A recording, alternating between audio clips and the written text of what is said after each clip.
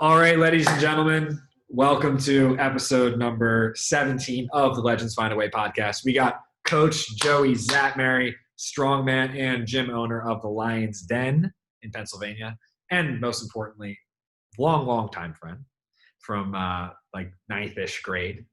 And we're going to have an awesome conversation today, more or less, just about Joey's journey of all kinds of different things. But most importantly, Joey's journey from moving as an athlete, moving through college. I know obviously you dropped out of college, you started your own business, so it's an entrepreneurial journey, but also then took it upon yourself to become like the premier athlete you could be, as far as being like the strongest man in the U.S. for your weight for a while, right? Or even still now, yeah? Mm-hmm. Right. And then also now up and coming jiu-jitsu. I guess you're a white belt now?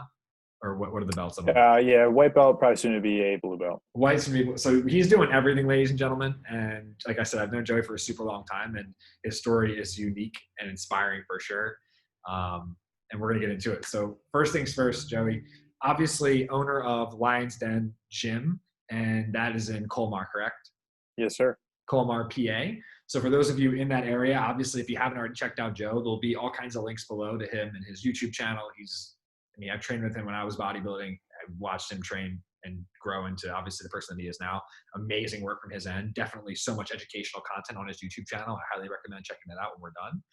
But Joe, bring us back to like the beginning of the Lion's Den. We'll start there because I think that's a really, really great story. And I was able to see that at the beginning a little bit. So dude, bring us back. Like, when did you first have the idea that you were like, maybe like the whole get a job thing, do things by the book thing, all that jazz? When did you kind of realize that really wasn't your flow, wasn't your vibe? Oh, damn, man, we're going back. Well, first off, thanks for having me on the podcast, dude. I really appreciate it. Oh, yeah. It'll be good. We've been friends for a long time, and we're just talking about we have good chemistry. So I think this will be, a good conversation for your audience, and hopefully they can learn from me some of my mistakes and have a faster road to the success than I had, because I had some speed bumps along the way. Yeah, definitely. So I guess we'd have to probably go back a little bit before that. I was always involved with, fitness from a young age, with, getting a personal trainer, playing sports. We played football together. So we were always involved in the weight room, et cetera. Ironically, when I went to school, I went to a small private school called Albury College. My thinking with that was it was going to be a smaller school, a lot less kids in the class, so I could get a better education. It was a private school. And they had just started a lacrosse program. So I was back and forth between whether or not I was going to play football or lacrosse in college. And what was nice about this opportunity is that it was a new program for lacrosse. They had given about $2 million for that program. So it was kind of treated like a premier D1 program at a D3 school, but they took basically all the best kids that they could find. And it's pretty much just like a sick all-star team of lacrosse players. And that was kind of like what caught my attention with that. Kind of weird is it's also a lion logo, go figure, which later is relevant to the story. But when I was going through college, I wanted to eventually either work for the government or like the FBI or some sort of like contracting job. Like that's what I was going to school for, was criminal psychology. And then just kind of was seeing where that would lead. I wanted like the American dream, where I figured, I used to remember say by the time I was either like 27, which I am now, I thought I'd have a house, I'd be married and have at least one kid, and I would drive like a BMW or something like that. Wow. And I can tell you at 27, I don't have a house, I don't have a BMW, and I'm definitely not married. So we didn't cross off any of those lists.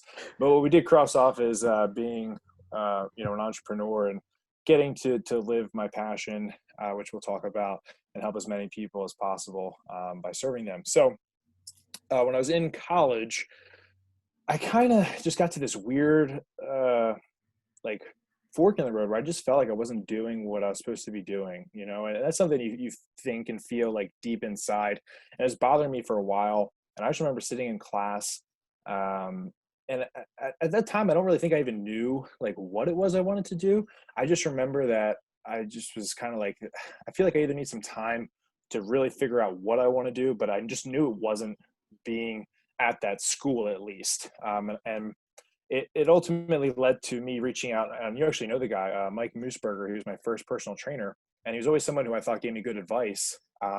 And I reached out to him and I called him on the phone and I was kind of like, here's the situation I'm in. And I think at the time it was my first move was going to be to not play lacrosse in college. And that was going to be a really hard decision for me and a really hard conversation to have with the coach and basically tell him like, I'm not coming back next year. And I'm done with playing lacrosse. And when I was talking to Mike, he had kind of just felt like I was just burnt out or that there was no passion in that.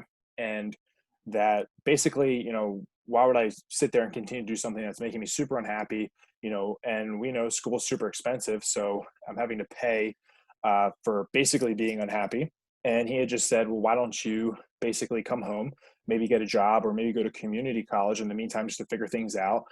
So you could be still going to school, but also being able to pay for it while getting a job. And I thought that was a really good alternative. And shout out to him for kind of helping me lead, that journey in that direction. So I ended up, quitting the lacrosse team, saying I wasn't coming back, knowing that I wasn't going to come back the next year. And during that whole time, I remember I was still obsessed with going to the gym. And it was one of those things where when I was on the lacrosse team, we had to do lacrosse workouts, which I absolutely hated and I thought were really dumb. So I would go and do my workout before the lacrosse workout, and then we do the lacrosse workout. My coach would always get mad at me, which in hindsight doesn't make sense when you have an athlete who like wants to work even harder, but he would just get pissed that I wasn't doing the lacrosse workouts, or was doing my workouts before the lacrosse workouts. And once I quit the team, I had more time to focus and I was in the gym like crazy. I was making awesome gains. And I just felt like that was a good step in the right direction. So fitness was always still my passion during that time. And then after my freshman year, I'd come home and I had got a job actually at the giant food store making fruit trays. And I was going to community college and I was still studying psychology at that point. But then a family friend of mine was actually opening up their own smaller self-owned gym. So those were kind of like slowly growing too at that point. Like there was a lot of CrossFit gyms, I think, at the time, but there weren't like a lot of small businesses for gyms really. So she was kind of setting herself apart from that. So I had been talking to her, and she was asking like, hey, do you want to kind of help me out a little bit? I know you're into fitness. So I hopped on that wagon, still going to school, still doing the whole giant thing. Kind of helped this family friend start their business from scratch, which in hindsight was just such an amazing experience because I learned so much valuable knowledge about how businesses work, what works, what doesn't work. And also I wasn't an owner, so I didn't get held to any of the responsibility of being an owner. But I was kind of like a high up there. So I was involved with a lot of those conversations. And I also got to work with so many people, which ultimately from having a lot of work led me to quit the job at Giant. So I was still going to school. And now I'm actually working as a strength and conditioning coach, personal trainer for this other gym. And I ended up switching my major to exercise science. So I figured I'll get, more experience in the field and be able to still be in the field at the same time by just training so many people. And I was working with every type of person you can imagine, doing all different types of training, but I was always geared towards the strength and conditioning side of things. And that kind of was, I would say, eventually kind of blossomed the idea of, man, I really could get into this in the future. And I didn't really think it at the time, but I would say that was probably the catalyst. So long story, kind of long, kind of short. We'll just kind of start it there. And then if you have any questions, we can riff from there. Oh, 100%. So dude, I mean, wow. So lots of things. The first thing it sounds like is, I think this is so valuable, especially for the audience here who's like, and this can be applied to so many different areas, right? Because the one thing you said was like, hey, like I'm in school and like, I'm not the happiest I've ever been. And that could be also applied to like, hey, I'm in this job and I'm not the happiest I've ever been, right? And so what did you do? It sounds like you called someone that you respected and trusted and asked for some sound advice. What was your thought process behind like reaching out to Mike instead of like somebody else? Yeah. So the biggest thing, and I'm sure so many people can relate, and I know a lot of people do talk about this, is I just felt so much pressure from people in my family and close friends that I was going to disappoint them or let them down by leaving school, like I said, here's Joe. He has this American dream to meet this girl, get a great job, have this awesome house, make a lot of money. And, now I want to leave school. Like I don't, and it's weird now because times have changed where when you and I were in school, they basically would say, all right, like you can apply to these colleges and, there's this one, this one, this one. Oh, this one's great. And then they were kind of like, yeah. And then there's, community college. And they would say it like it wasn't anywhere near as good, or that you just felt like you were lost if you went there. And in my experience, I actually got a great education at the community colleges that I was at. It was a ton cheaper. And I was able to make money while I was attending school, which was like a triple banger right there, dude. Triple bang. But it's just funny how, and I think that has actually changed as things have evolved, and they're seeing how the industry's changed and how kids have so much power with social media, et cetera. But when we were in school, that definitely was not the case. And that kind of pressure, was put on me just through, being told that way. And even if you talk to people in your family, they'd be like, oh yeah, well, community college, like, it's kind of for people who don't know what they want to do with their lives. Right. For yeah, losers. yeah, exactly. Deadbeats. So, yeah. Those are the stoners who are too lazy to go to real school, right? Yeah, totally, for sure. And honestly, it really comes down to, it is what you make of it, bottom line. 100%. But with Mike, he was always somebody who I just felt like was unbiased. I could talk to him. He's somebody who went to school, like he did all the years. He got his degree, and then he still went and started a business. So I just wanted to pick his brain, and he gave me really good advice, which, probably wasn't what I thought he was going to say, but it's what I needed to hear. And, gave me the confidence to make the decision to do that. And I definitely think at first I definitely let people down. Some people in my family, like it took them a little while to actually see like, that I made the right decision based on the results of what I was doing, especially now. Everyone's like, oh man, you're killing it. It's like, well, you say it now, but Right. 7 or 8 years ago, you're kind of like, is this guy nuts? Like, why would he do this? So that's kind of what led me to ask him, basically just because his friendship that we've had previously, and he was very unbiased, and he had done what I was kind of doing. And I thought he would have good insight on where I should go. Right. So seeking out someone who's unbiased in a time where you really need unbiased and honest insight into not to who you are, but where you might want to go based on like the feelings you're getting, right? Which I think is important, because how old were you then? 18, 19. Fuck yeah, man. I mean, holy cow. And again, like to your point, how much everything has changed. Like I so distinctly remember, like, it was like a thing. I applied to these colleges. Which colleges did you apply to? And it's state colleges, and you're like a crummy. You're a crummy cookie. You know what I mean? Because you like didn't go to these like prestigious schools. And I think like, obviously for you, you're not that kind of person that really benefits from that way of learning anyway. I mean, just from hearing everything you do, you do way better with like very specialized attention. You're a kinesthetic type learner and visual guy. Like you're going to learn really fast that way. And obviously everyone learns different. So you go to college in a room, like for me at Temple, it was like 300 kids. For someone like me with ADD, I'm not paying attention to shit. You know what I mean? Like they're not going to force me to, I'm not going to do it. Right. So I think to your point, like it's just, it was interesting how much things have changed so freaking fast. And it's interesting that it played out for you like that. And then from there, getting the job at that first gym and starting to do the strength and conditioning stuff. My question to you is what drew you to the strength stuff over the other stuff? Like a lot of people like bodybuilding and aesthetics, and some people are like, hey, I just want to be a really great athlete. What was it for you that brought you to like the strength and functional side? Honestly, it's just something I always enjoyed. I wish I had more of an in-depth answer on why. It's just because it's just something that I always gravitated to. Like I did CrossFit for a number of years, and I remember when we do CrossFit, there was some days where you do heavy lifting, and there's other days where you would do lots of conditioning. And I just always remember, like, I would get through the conditioning, but I always loved the heavy lifting, and that's how it's always been. Even growing up playing football, I always liked lifting heavy, and even when we were in high school, I would train at a gym after we'd have football lifting sessions with some bodybuilders, and they kind of took me under their wing. And I kind of just like that lifestyle of lifting heavy weights, working hard. Not to say like I don't like conditioning, and I do like conditioning. I think everybody condition, and I still condition to this day. But that kind of just seemed like that was my specialty was the strength training. And it was also a nice tool for me to show people their true potential. It was making them stronger people. Right. And I'm sure that is like where obviously Coach Joe comes in. So I think that's like the perfect segue to Coach Joe and like your initial I mean, I guess the next phase of the story when you started working at that gym and then beyond. What was the next phase, that second portion where you're like, clearly this is something I'm doing. I got my degree in it. Like I'm here. I've been making money doing it. Like clearly I have the potential. I'm serving. What happened after that?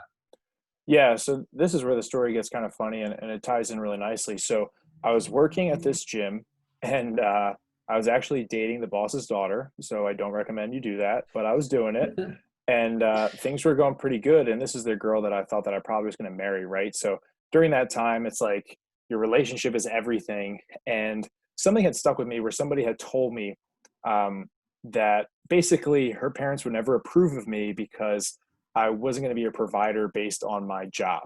So that really hit hard to me. It was actually somebody who was close to me. And I just remember like, man, like, is this true? Like, is that really the truth of it? And it stuck so much that I ended up quitting my job there. And I took on a full-time job making pools and building pools. And the pay was a lot better. So I was working throughout the week.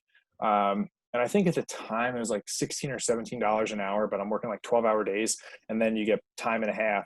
So I was working my face off, dude. And the money was coming in. But I remember I did this for 2 years. The second year, actually after the first year, we had broken up. So it was kind of like the relationship actually didn't even pan out. And I did this for the girl. And here I am building pools in the trenches. And then the second year, I still did it because it was a great job. But after that first year, what I had done is I started setting up my garage as a gym, because what had happened was by the time I got home from these long days, I didn't want to even drive to the gym and train. I just wanted to come up with something that I could have no excuses. So that's why I set up the garage gym, which was later known as the Grind House. And I'd get out of my car and I would just put on my workout clothes, or I would change it before I got in my car to leave from work, so that when I got out of the car, I would just hit the workout for like 40 minutes, whatever I could do, no excuses, get it done. Then I would literally eat, go to bed, wake up, go back to the pool job. And that started growing little by little, where people in the neighborhood would see me doing stuff because, I'd be carrying like big ass stones up and down the sidewalk. I'd be doing sprints. I'd be pushing, pulling sleds, all sorts of weird stuff. Music was kind of blaring, and it drew attention. Kind of blaring. Yeah. AKA, you could hear that shit all over the neighborhood. Yeah, it was pretty ridiculous. There weren't earphones that I was wearing back then. That's for right sure. on. And I know your music selection, so I can only imagine. Yeah, no, dude, my music is pretty good now, honestly. Oh, no, it's just mixed. Yeah. Well, back then it was a lot heavier and mostly heavy. Okay, gotcha. But the people liked it, man. And everyone in the neighborhood would always wave and talk to me. And I started getting this reputation of this guy who worked out in his garage.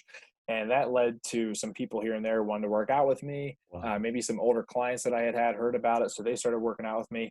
And, that kind of trickled. But the point that I was going to get at is when I was working with the pool company, I just sat there and I was like, I'm making more money and I'm working my ass off, but I'm still not as happy as I was when I was training clients and I was doing the whole strength and conditioning thing.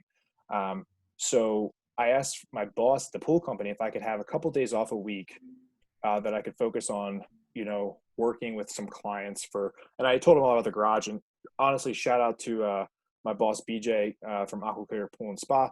He was the man, and he let me take off a couple of days so I could still do what I was passionate about. So on those off days, I started ranking up clients and I started having these at-home workouts, which was probably 100% illegal for sure. And kind of just started building and cultivating this brand and this gym. And it got to a point where I think I had over at least 100 people plus at some point in that garage, throughout the time span. Because I did have these waivers I made up and I decorated the whole garage and it was pretty dope. So then I got to a point where I could quit the pool job based on my income that I was making with the clients. And I was doing that. And it got to a point where it was a little bit too big. So there was another gym in the area that I was actually running a couple of classes at, or boot camps here and there.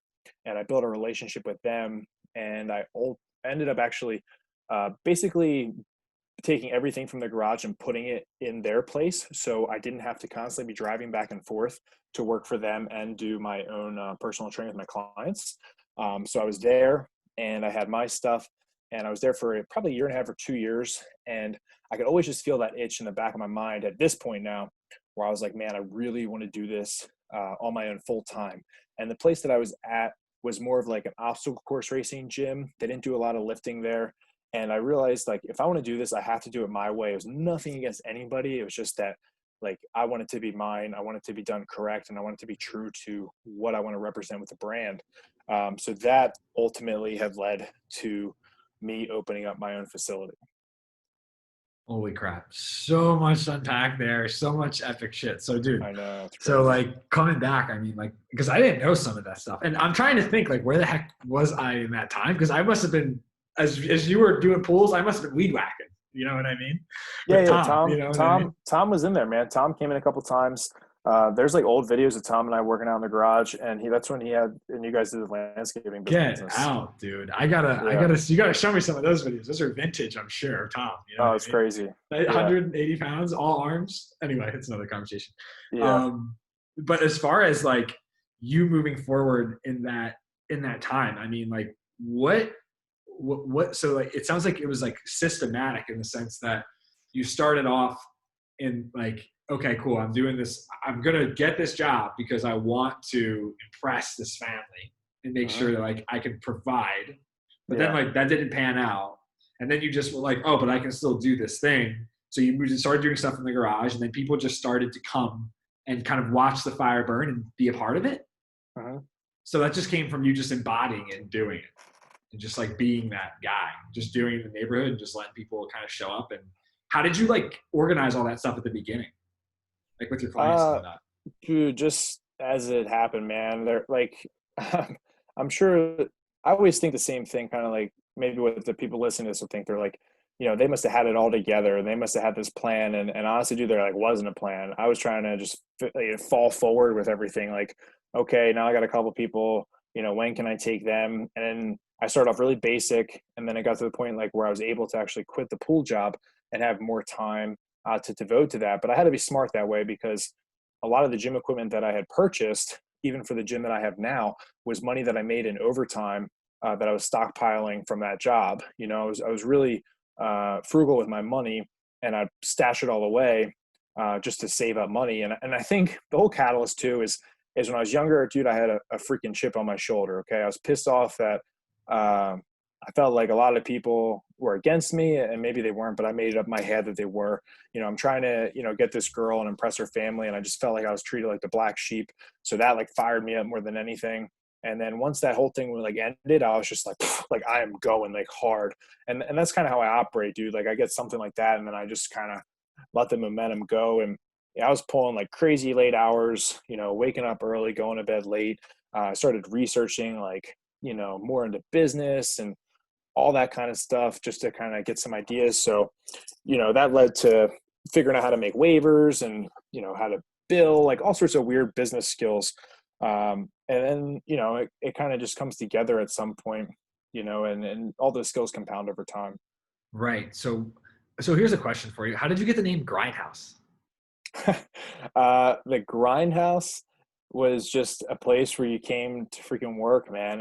And it was cool because it was such like a dungeony, feel to it, where we're doing like push-ups with chains. We have kegs, we have stones, we have dirty barbells. And, it was just a place that if you wanted to work hard, you showed up there, and that's how you were accepted into like the brotherhood, right? Of just getting after it.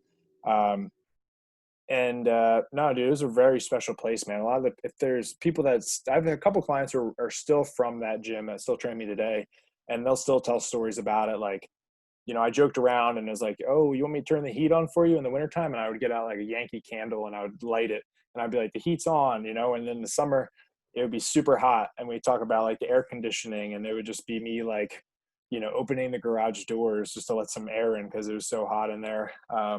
So there's a special kind of person that would train at the Grindhouse, and is a very special place in my heart. Now, unfortunately, that business model probably wasn't going to succeed because there was a very small amount of people Right. that would pay for that. So I learned over time, even with the current gym that I had, the first year was a lot of trial and error. And I realized that, if I wanted to be successful in the industry, I had to change some of, what I would want to cater to the individuals that I was going to serve. But nonetheless, man, it all panned out like really good. And yeah, that's a really cool place. Hell yeah. And my last question about it is, I think this is so important. I kind of want to do this for this podcast for whatever reason. This just came to me. What was the biggest lesson you learned from that phase, from the original grindhouse phase? That probably was like the work your face off type of lesson there, man. Like, just I was so raw and so passionate. Like, I'll watch videos that I made when I had that, and sometimes I like hear myself and I'm like, damn, dude, like that dude is freaking passionate. You know Oh what I yeah. mean? Yes. And I definitely have changed over time, but when I watch those videos, it's like, man, I don't even think I knew anything, but I knew that I love training and I Right. loved helping people, and you couldn't deny that. So it was just like just working hard and following your passion in the early stages. Hell yeah, dude. I freaking love it. And I know what you mean. Sometimes I look back at the original videos and I'm like, damn, I sound crazy, but there's this spark. You can feel it. Yeah. And it's just like, I was ready to go. Like, I was like, I'm Yeah. fucking doing this and nothing's going to stop me from doing it. That's the coolest part about social Yeah. media, man, is it's a catalog, so you can scroll back and there's videos that I for sure don't agree with that I've made or I probably should have taken down, but I don't, just because I want people to see like the evolution of who I was. And that's what your audience will see too, man. And you scroll it back to times where you're at like PSC to where you are now, like Crazy. be like, wow, this is where he started and here he is today. It's like you get the iPhone 1, you get the iPhone 11 Pro, dude. There's a lot of updates, still the same phone, but not, Right. Yeah, dude. I couldn't agree more. Like I sometimes show some of my clients like my first post ever, like my first couple posts, because I think the first couple posts that I posted were a very accurate reflection of what I ultimately had a vision of. Because I didn't know any better. I was like, and I wasn't tainted by any social media and knew what anyone else was doing. I was like, this is what I want to post based on what I believe and what I feel. Yeah. Right. So it's just like, and sometimes I go back to that just to like, there's like, I posted like some anime thing and I posted like, this thing of me like flexing really hard. That was my first ever post. It was just so funny. I was so in my ego that it's just crazy. Like just all these different goofy things, right? I was like doing my bodybuilding show, etc. I'll like go back and watch like those videos sometimes. And, there's a video I actually saw recently. I'm going to post it on my story soon of you guys coming to that first bodybuilding show I did. Oh yeah. And I can like hear you in the background. It's so cool. Like just to like see that. And like also how ridiculous I looked on stage. I was literally like a lot of colors darker. That was a fun time. I remember we were chilling on the rooftop in Westchester. Right. It was iconic. I don't know if we'll ever get that crew together again. That's like one of those moments where it's just like stars align. So, hearing that from you, and I know like, you made tons of videos, tons of content, and it's just been awesome to see that evolution from this perspective. But so you moved from the grindhouse and you're like, all right, cool. This needs to grow. So first of all, like when you came to that awareness of like, okay, this isn't going to work here anymore because I'm outgrowing it.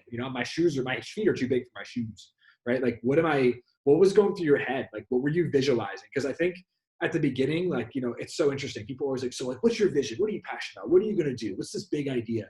And I feel like sometimes you don't always know it. It sort of is revealed to you as you walk the path. So it sounds like what I'm hearing is that, it was like first you were working at the gym, didn't pan out, so you started doing the pool thing. Then you went back to it because you really were passionate, and then the grindhouse thing. And then all of a sudden you were like, I want to do like something bigger. So like how did that all play out? Like you said, you want to do your own thing. Yeah, that was basically when I was working at a gym at the time.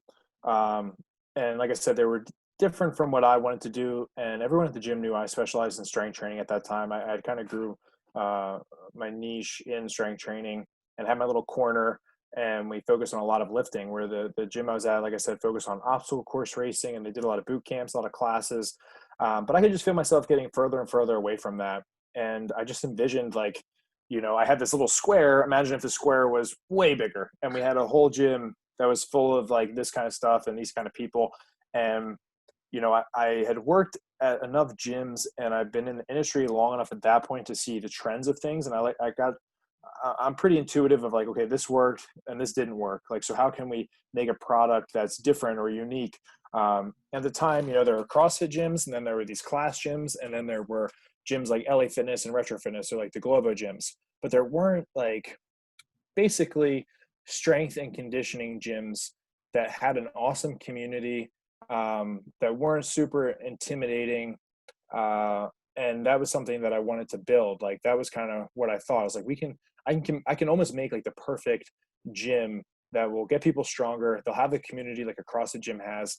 And honestly, originally I was going to actually brand with CrossFit.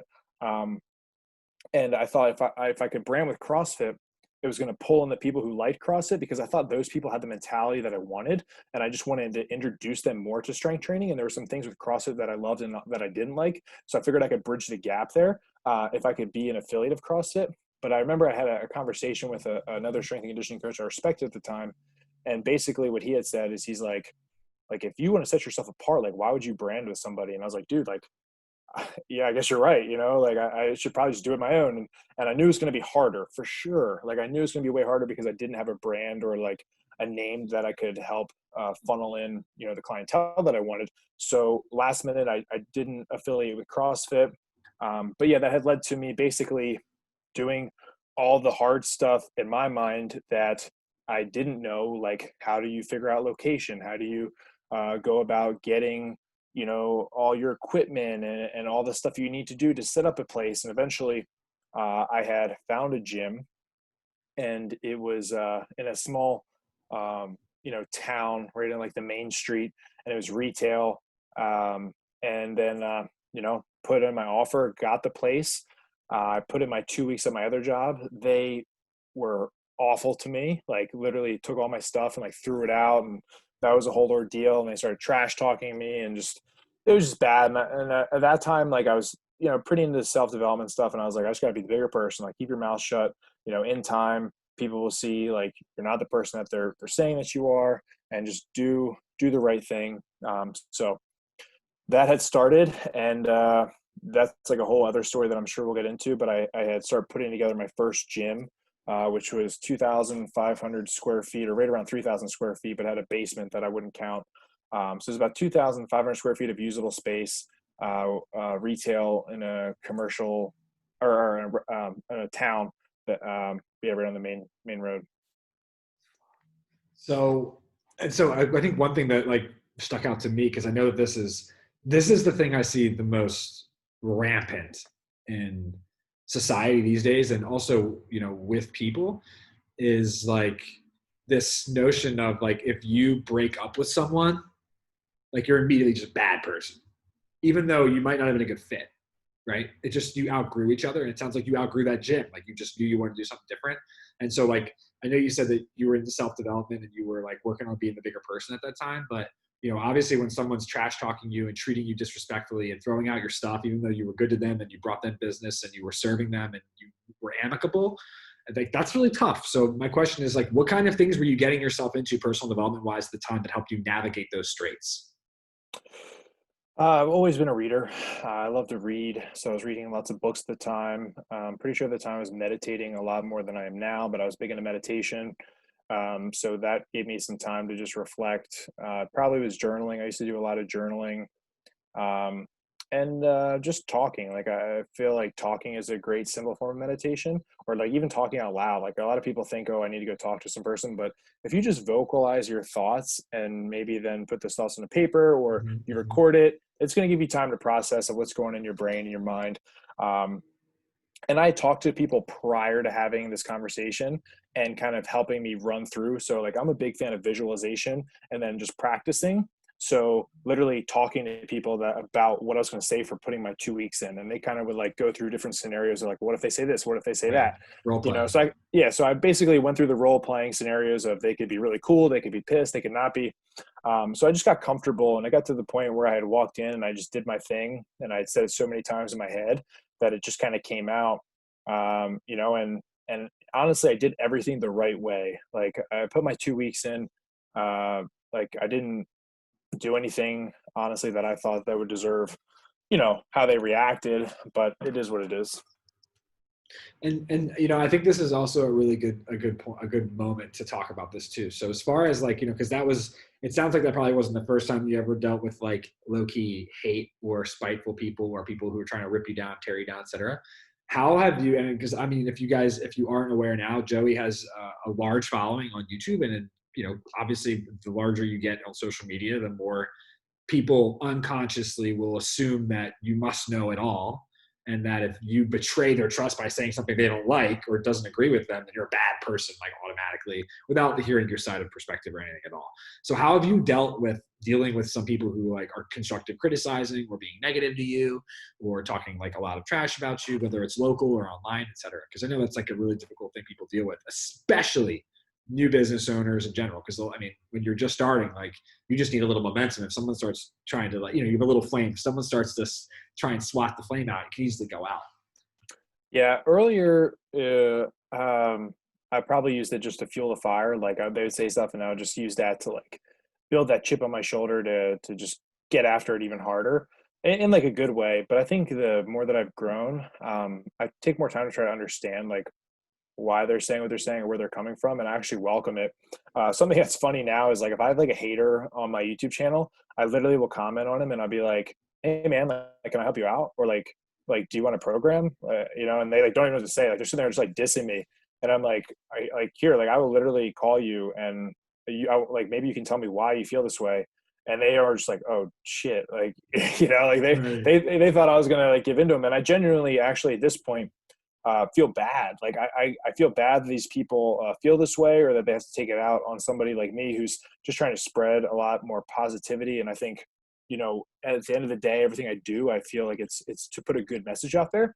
So I like want to know like why are they so upset with me, or why did this piss them off so much? And usually they either just stop or they don't even know what to say, or maybe sometimes we've had like this weird conversation where they're like, "Nah, dude, like you're actually kind of cool." And I'm like, "All Yeah. right, yeah, like let's go on with life or whatever." Incredible, dude. Yeah, yeah. In the past, I definitely didn't do that, but now like I can detach myself so much from it. And I even I think it was like a week ago, I put out a survey to all the clients that I've programmed for or bought programs for me, and I was like, I want to hear like what you didn't like about my service and my programming, because I want to make it better. And it's like you sit there and it's easy to get defensive right away, but then at the same time you have to. And some people will just say stuff to say stuff, but for the most part, you can really take good quality information out of their criticism or their critiques, and then use that to make your product service better, or just the skill of handling criticism. Right. So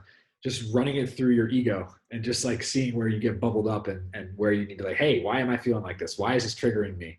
What is this stemming from? Blah, blah, blah. I love that, Joey. It's a great answer, dude. Fantastic. yeah, no, for sure, dude. You're Yeah. gonna get used to it. And the thing too is like, I'm sure a lot of people are just very insecure with themselves, or they've had something happen to them, and that's why they do what they do. And if you can get to the root of that and the understanding, it even if they don't change, it's just easier for you to understand like why they're doing that. Like and anything you do in business and life, the people you meet, if you just sit there and listen and you've been in it for a while, you can definitely understand that something's going on, or maybe kind of fit them into a certain category of why they're acting the way they are. 100%. And I think for me, one thing that I did that really taught me that was I ran a Facebook ad like earlier last year that was basically just me on top of a roof talking about fear. It wasn't really Yeah. anything crazy, but I ran it for a little while and it had a couple 100,000 views and it had a shitload of comments. And like some of them I were bet. good and some of them were like, I got all kinds of crazy comments. Like it's Yeah. crazy. It like really opens your mind to the kind of people out there. You just don't know. Growing up in Bucks County, it's a little bubble. Like you're not aware of like the whole world. And so, like some of the things people were saying to me were so hateful and hurtful and spiteful. And, what you do is definitely what I've learned to do as well, which is just like try and understand where they're coming from, just to see if I can serve them. At the worst, offer them insight, or maybe they're right. Maybe like something I'm doing Yeah. is like, this one guy's like, yo, stop smacking your lips. Look like you just ate peanut butter. I'm like, damn, I'm like always smacking my lips. I'm like, yo, he's right. Like Yeah. he's being kind of like, abrasive, but like, hey, he's not wrong. So I could like Yeah. react and be like, you're a jerk off, you're an asshole, you're a fucking idiot. But like he's not telling the truth. But on the other end of the spectrum, to your point, there was plenty of people where like the deeper I went with them in the comments and the more they realized like I wasn't going to react because it didn't hurt me. It was just it was a way for me to objectively look at a situation. The more they'd be like, actually, dude, like I've always kind of wanted to do something similar to you, man. Your inspiration. I'm like, 2 comments ago, I was a fucking asshole, jerk off, douchebag who pays for ads and all this stuff. Yeah. I'm like, you're right. I'm paying to try and offer some of my energy to the world, maybe, right? Just to, test the waters in that way. So to your point, I think that's really awesome that you're handling it like that. Yeah, I think too, some people just want attention, man. Like some people just want somebody to like, I get trolls all the time, and I think a lot of them just are in positions where they don't either get attention or nobody talks to them. And then like you reaching out to them or commenting back, they're like, oh damn, like this guy actually responded. Like, and then if you say something even nice, then they're like, oh man, he commented back and he said something nice. Like, this is crazy, Yeah. Yes. It's interesting, the psychology behind people, especially on the keyboard, because it's so, it's really interesting. There's so much you can do that's like simultaneous, that's like seamless from online and interpersonal reaction. But there is this element of in-person where it's like, it's just a little different saying it to someone's face. Oh, you know what sure. I mean? And not a little, Sure. it's a lot different. Like to be like, hey, you're this, this, and this, and I don't believe you in here. And it's like, whoa, man. Like, why? Like, can you explain to me why you don't agree with the thing I said that is objectively true, that I'm just trying to offer to service these 100 other people who clearly said they needed it? Imagine being in a room with 100 people who are like, I really need your help, Joey. And this one dude's like, you don't need Joey's help. He's bad. He's this, he's that. And it's like, So anyway, I really appreciate that those thoughts and insights, because I know that there's so many people listening to this, and myself included. It's always good to hear like how's someone else dealing with this. And dare I mention the current events? The number one thing I'm seeing is no one's listening to anyone. Everyone's just berating each other. And I was gonna bring that up. Yeah. Please go ahead. Do. No, I was just gonna say how I've seen people with some of the best intentions write a post in response to current events and literally just get destroyed by people and just call them horrible things or say they're racist. And honestly, like, I haven't said much about it because, one, I like to wait. I always like to wait, and I stopped acting impulsively on things, so I can actually process and see what's going on. But then two, it just almost seems like you're damned if you do and you're damned if you don't. Like, I could have the 100%. best intentions and come from such a good place of like love and being genuine and wanting nothing but positivity out of what I say. And there's going to be someone who just wants to go in there and they just trash you. And that's like where it's such a shame, man. But I've just been seeing that so much. And there's people that I know who, like, I know are great people. And to me, it's like, wow, this is a great, thoughtful, written post. And then I go in the comment section and it's just war. And so it's like, man, like that is just, it's tough, dude. Yeah, it's been challenging. And, I think now more than ever, the way that you're handling things is so needed. And we need more compassion, and we need more courage to be compassionate. And it's hard. It's challenging. You have to overcome yourself. You have to do so much self-development so you get to a point where it's like, hey, Joey, you are an XYZ. Doesn't hurt your feelings because it's not true. You're like, I'm not. I'm clearly not. I get up every day. I drink my coffee. I eat some food. I go to my gym. I work out hard. I coach other people to work out hard. I'm not a bad person. Like, I'm not hurting people, right? Yeah. But it's easy, I think, for all of us to just grow up in a world where, like, if someone says something about you, you believe it's true. You think that it's really true, and you'll internalize it, and then all of a sudden you'll believe it. And once you believe it, now you're walking around expecting that to be happening, and you're ready for a fist fight, aka verbally, et cetera, et cetera. But anyway, I was curious about your thoughts on that, and I think that's a really thoughtful answer. So for all of you people who are just starting out or who want to know how to deal with it, I mean, there's a school of thought that is like, mock and make fun of and low key like knock your opponent for, like, or in this case, your random followers or people that are saying these things just to like kind of put you up on a pedestal. But then there's this other school of thought, which it sounds like where you're coming from, which is like empathy and compassion of like, dude, like, what's going on with your life, man? Where you're like, this is what you're doing on a Friday night. Like you can have fun. Like, want to play video games with us? Want to work out? Like, we're down. Like, you're included. Like, we don't care, right? So I think that's awesome. But coming back, so you leave this other gym and then you go to start, obviously, the Lion's Den, right? Mm-hmm. So as far as Lion's Den is concerned, so I have questions about this. So when was the first time you knew you wanted to call it Lions Den, and what's the significance of the lion for you? Because that's been like a theme for you. I'm actually curious. This is like kind of a random thought that was floating in my mind, but this woman I met recently was telling me all about like Vedic astrology and like more or less based on the time of day you were born, your zodiac signs based on the planets where they're at. So I always thought I was like a Virgo, for example, but I'm actually a Leo that I Oh, found out nice. recently. So I was curious because I know your birthday is obviously like Aquarius time, but I wonder if the planets, the lion, where the lion came from. So now I'm curious as far as like where'd you come up with the name, dude? Like where did all that come from? Yeah, so true story. My favorite movie when I was a kid was always The Lion King. Pictures as a kid with face painting of the lion, all lions or Lion King memorabilia, like all my toys and picture frames and T-shirts, all that kind of stuff. I just love that movie, and I think there are a lot of actually good values you can learn from that movie if you rewatch it as an adult. A lot of Disney movies, in fact, but The Lion King always just like something that I love them.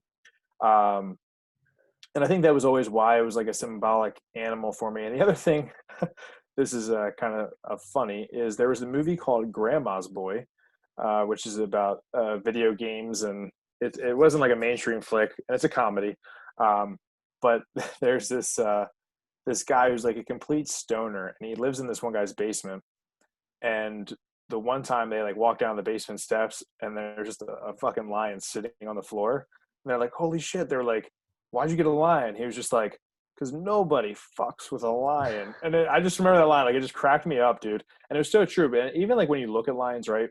They're just so respected, like in the wild, because they are literally the king of the jungle. Like first of all, two lions will take on 30 plus hyenas. That's just badass as a fact itself. Like one will take on 30 hyenas, and then the other one will just come in and the hyenas will just run away. Like that's crazy, dude, And when they sit there, it's like you just have to have respect for them because they're so like, stout and Abundant. yeah, dude, there are a lot. And it's like that if you mess up, like that thing's gonna like tear your head off. But at the same time, they can sit there and be admired for like their beauty and just their stoic kind of look. So from an animal perspective, that's why I really like them. But I think like there's that term like people say like alpha. I think it's really overused and I think it's misrepresented. And I think there's a new age alpha, and that's kind of what I would say. Uh, I try to put out through my content is like the alpha doesn't have to be this like huge macho dude who walks in the room, beats his chest, and like wants to get girls and have a huge ego and be super competitive. Like I think the alpha or the new age alpha is probably has more of that stoic personality that can see a lot of different sides of the story, that can be kind, compassionate, and caring, Right. but at the same time can be super strong with their beliefs and their Right. morals and, Right. and convicting. So A that's true kind of king. exactly, yeah. And that's kind of the persona that I try to live and become and better and grow my mane as I get older.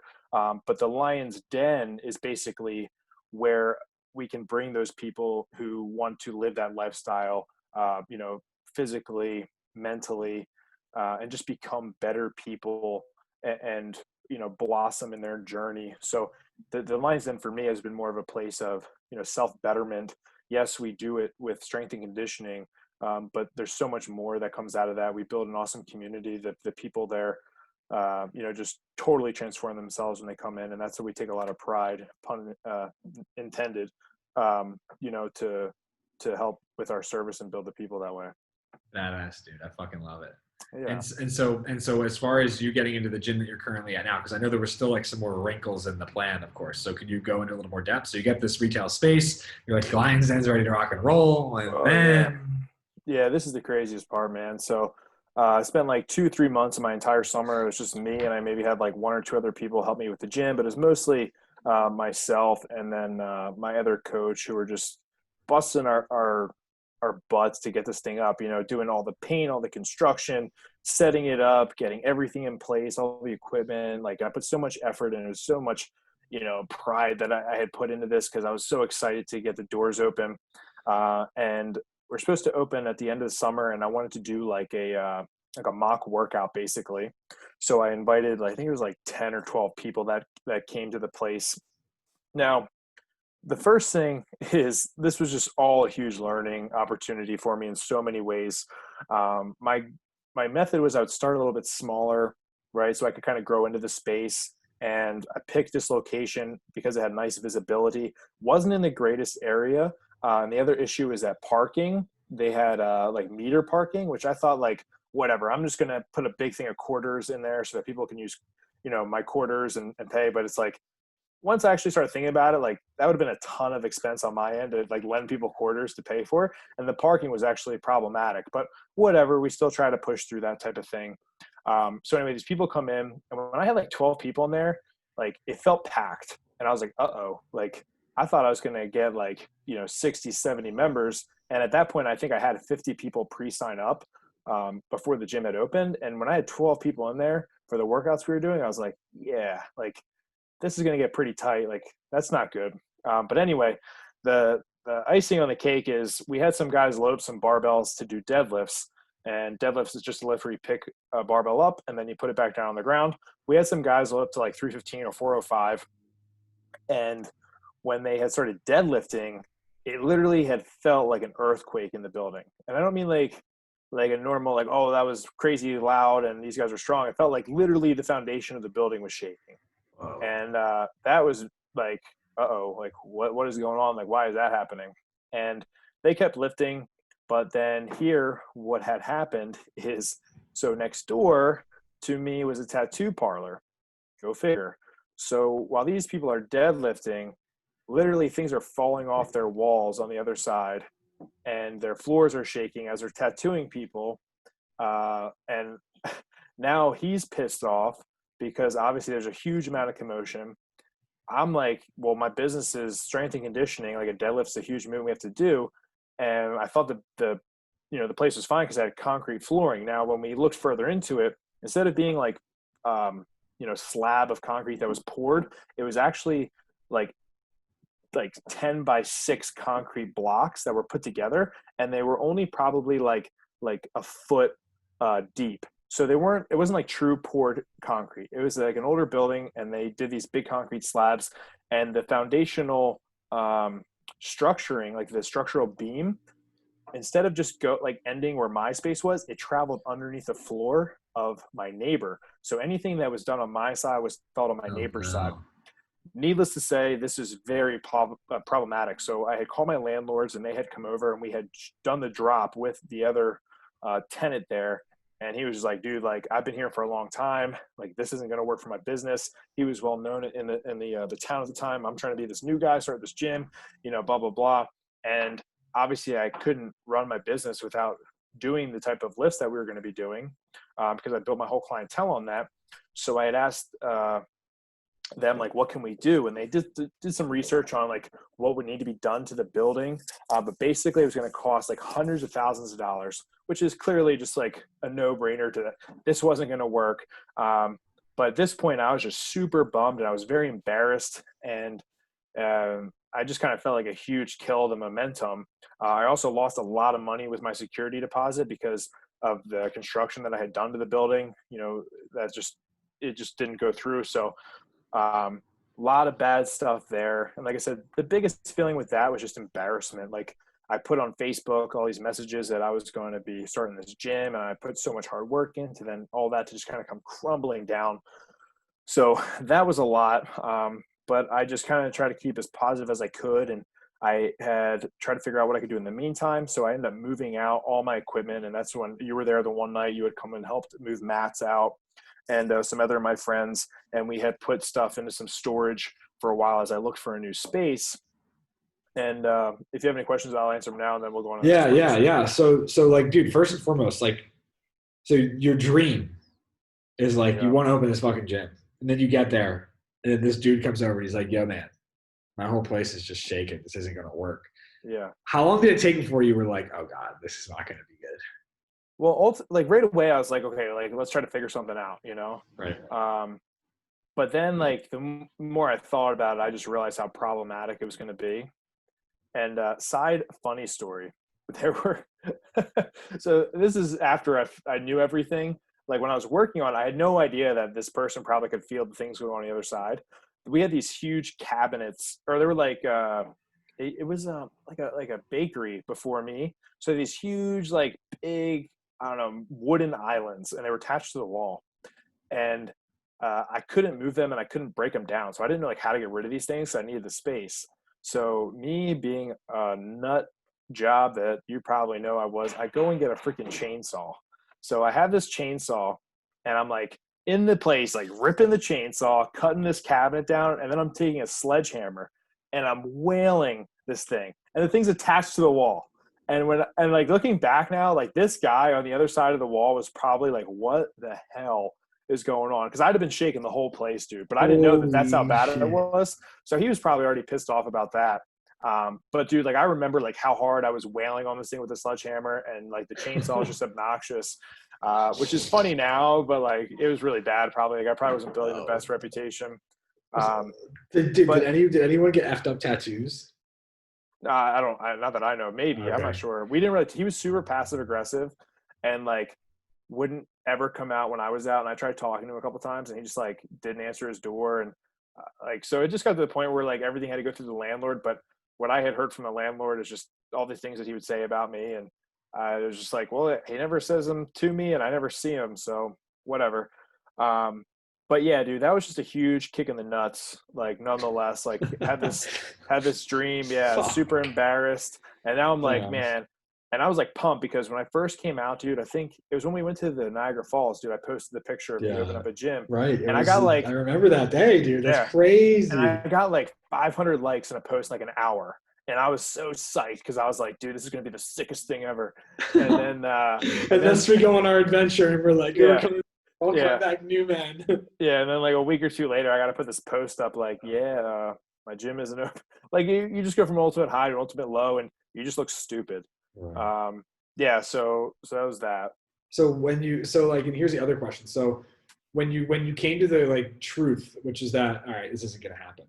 Was there, because I think this is like, I think one of the biggest things I've noticed with entrepreneurs in our generation is like when the going gets tough, a lot of people are folding because I don't know if they really want it that bad. Yeah. Want it meaning like they're living it and like they don't know what else they would do. So for you, did you ever have any like notion of quitting? Not until the next part of the story. Oh God. Okay. It gets better, baby. Oh, yeah. Right. So zip the lip and let's hear it. Yeah. So get your popcorn ready, folks. Yeah, this is going to be a good one. So everything was in storage for the gym. And I was continually looking for a new space, and a couple months went by at this point, and I had found this next location that was nowhere near as nice, but it was cheaper and it was a little bit more square footage. Had more of like that original grindhouse feel to it with like these big garage doors. It was actually like an old Pep Boys. So kind of just imagine like that look of like when you go into a Pep Boys, you know, it's a little bit dirty, but it's not like, you know, the dirtiest place you've ever been, hopefully. So that was appealing, and there were some issues with that spot because it didn't have bathrooms, and I needed bathrooms. And then I think that was it. Maybe like an office or something needed to be built. So I got the space looked at, and we worked out a deal where if I built the offices and the bathroom and did all the construction, that they would take that out of my rent, which made my rent even cheaper. So it was a pretty good deal. Had a lot more parking, no meters, right? It was a decent spot.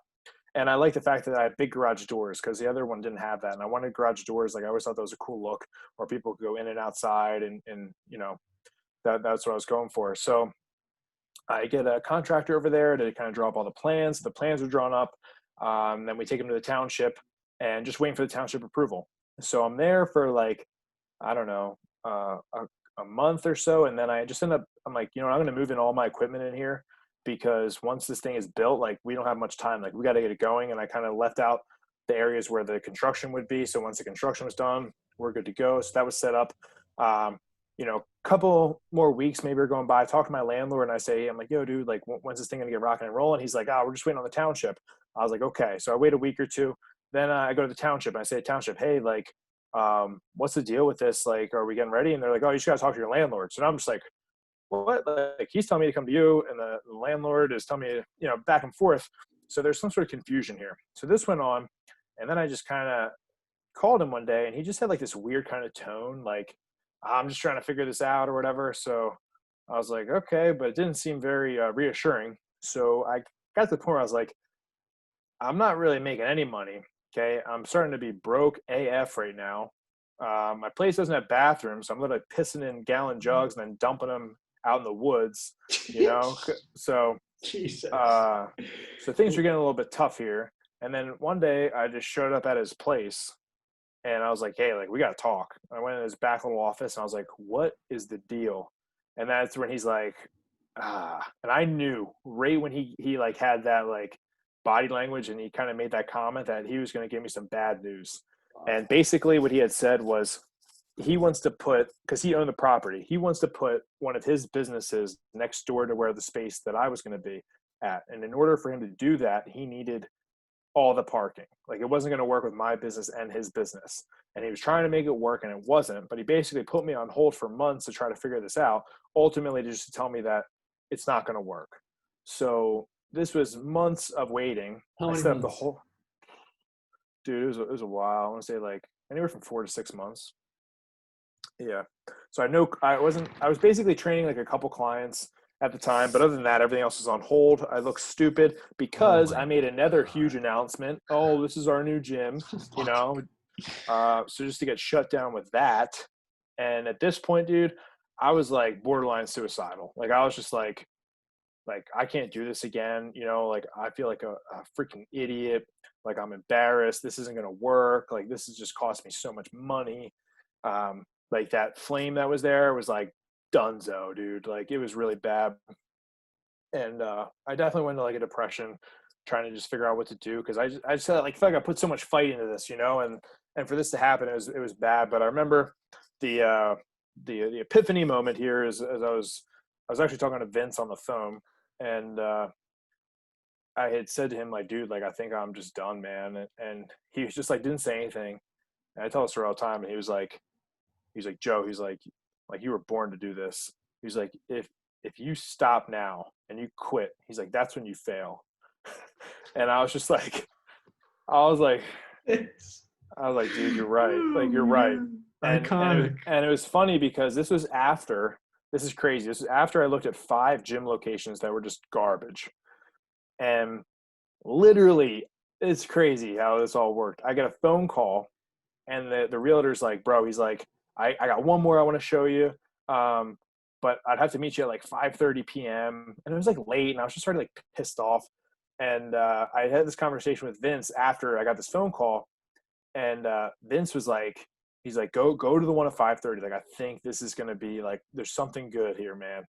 And, and dude, I freaking show up at the location and it's literally where the gym is now. And it's been there for 3.5 years. And it was like the perfect location, perfect price. Like it was like a perfect blend between all the gyms I had wanted or been in, where it's very nice inside, but it still has a garage doors type of feel, you know? And, yeah, man, it's the Lions Den. And like I said, I've been there for 3.5 years and it's been a home to a lot of amazing people and a lot of really, awesome, memories. And yeah. Dude, that is crazy. So not 1, not 2, not 3, but like 4 different foul gyms before you got to the one?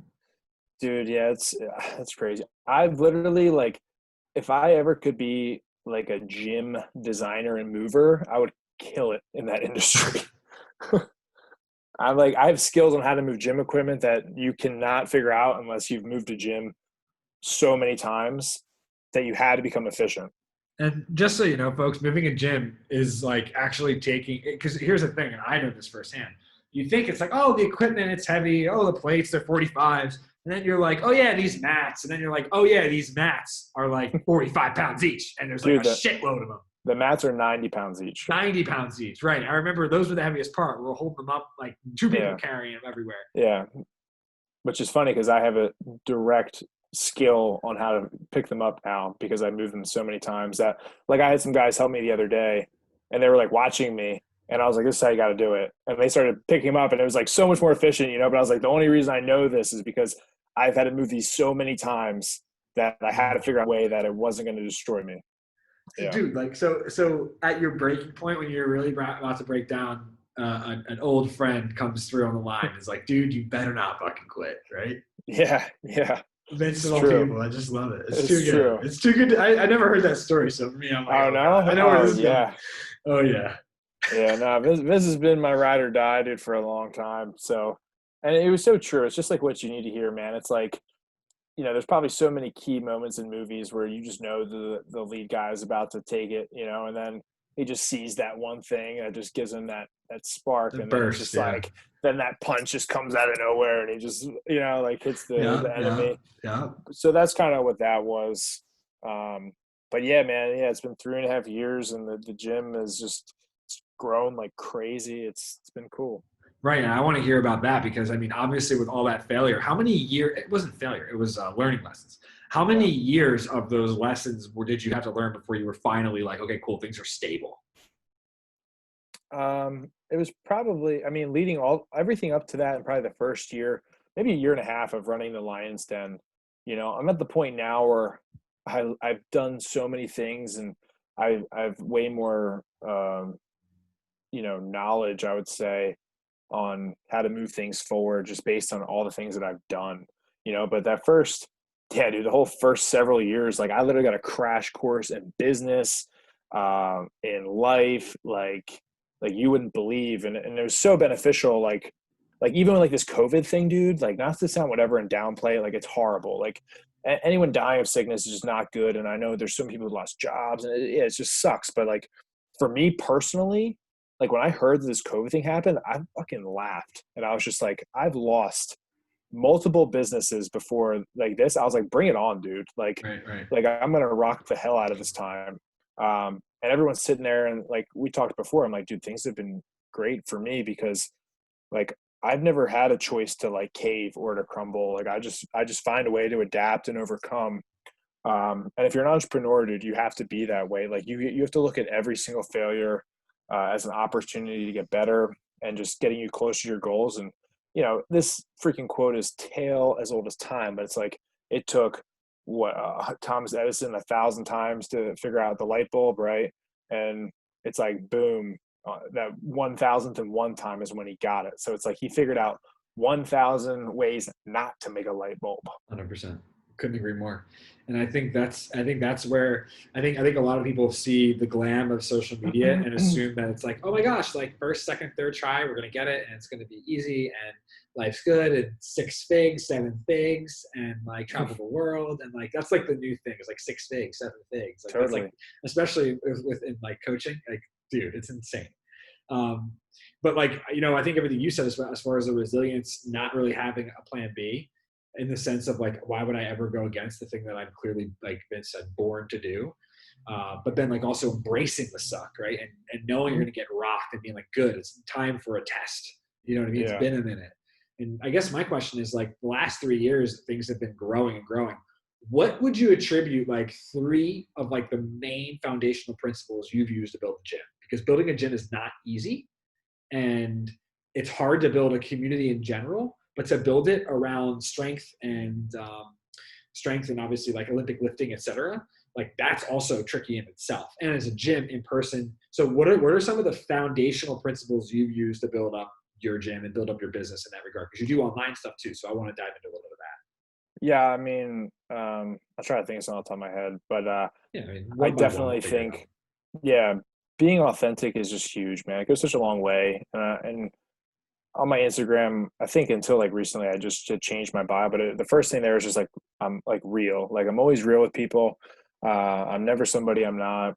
Like what you see on the YouTube videos, social media. If you met me in person, I'm the same guy. Like that's just who I am, and I think that goes a long way with people, and it resonates with a lot of people when they feel like they're cared about, and you are your authentic self and true version to them. There is unfortunately a lot of smoke and mirrors in the industry, and there are a lot of people who present themselves some way and they're not.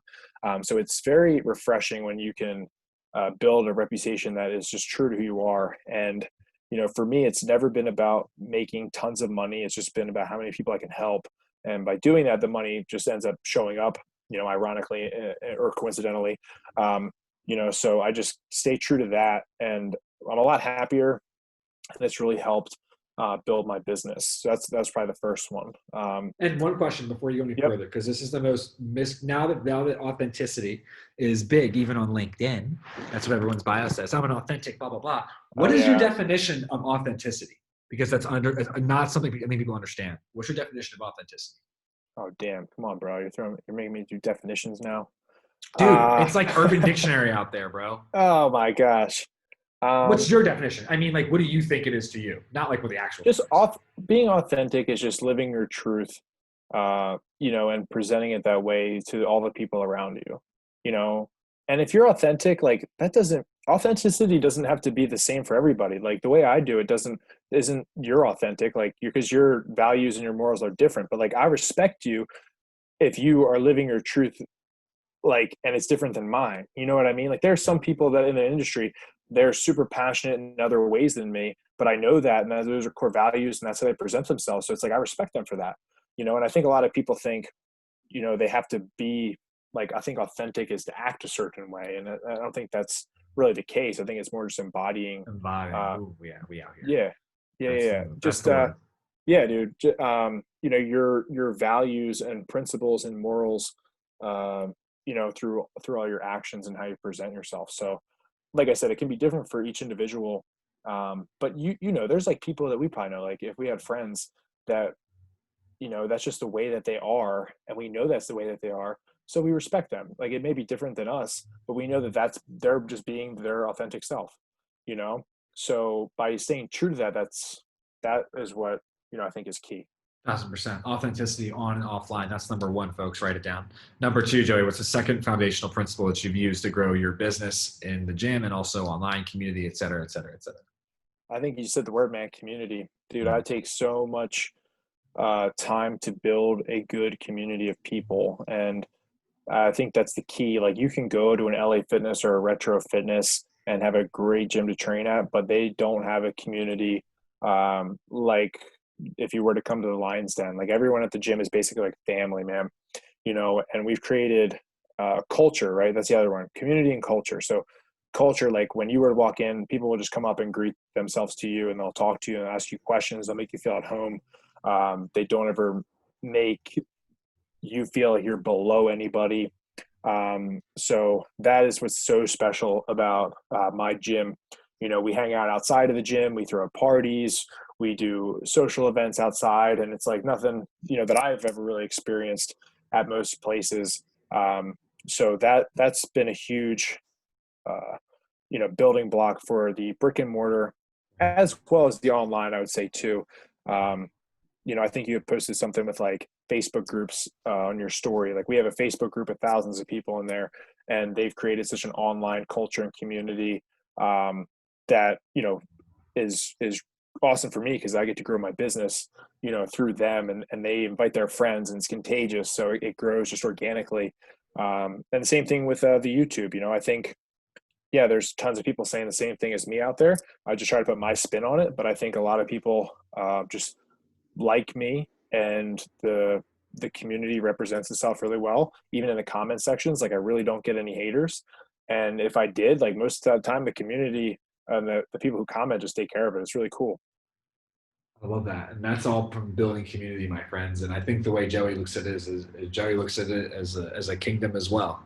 And as like the leader of the kingdom, as the king of the lion's den, obviously you want to provide a really safe space for weary travelers who are looking for a new place to reside, aka at the gym, and get jacked, et cetera, et cetera, et cetera.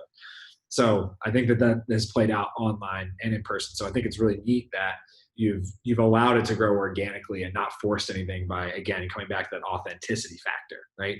Which sets the tone, which brings me to my last question. So as far as the culture is concerned, I mean, culture obviously is sort of like the vibe, right? So how did you cultivate the vibe to get to a place where people are like speaking on your behalf in the same way that you would speak, right? Yeah, let's say in short, it's just leading by example. It's going to stem from the the foundation. So making sure that when people walk in the door, we set it straight from the beginning.